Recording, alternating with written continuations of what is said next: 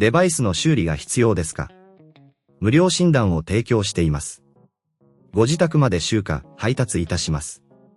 電話や移動は不要です。修理前にお見積もりをお送りし、承認いただいた場合のみ作業を進めます。簡単、透明、そしてプロフェッショナル。リンクは説明欄にあります。まず、Thermomix TM6 の電源を切り、すべてのケーブルを取り外します。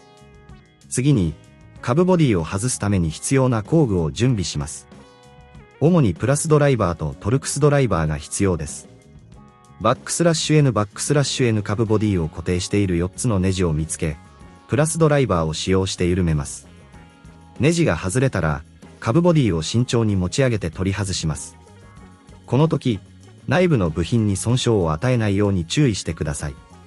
バックスラッシュ N 内部の清掃を行うことも重要です。ホコリや食べ物の残りがないか確認し、柔らかい布で拭き取ります。もし異常が見つかった場合は、義務のない専門診断を受けることをお勧めします。バックスラッシュ N 時に、新しい下部ボディを取り付けます。新しい部品を取り付ける際は、元の位置に正確に合わせることが大切です。再び4つのネジを取り付け、確実に固定します。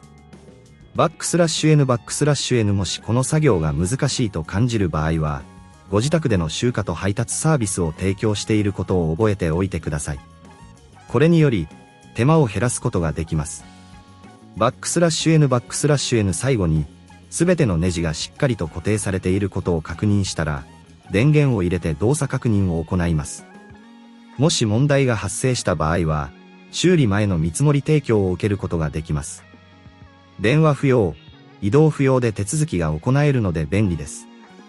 バックスラッシュ N これでThermomix TM6 の下部ボディの交換が完了しました。デバイスの修理が必要ですか？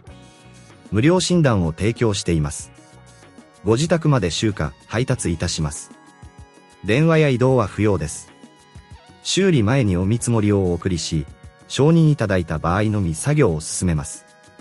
簡単、透明、そしてプロフェッショナル。リンクは説明欄にあります。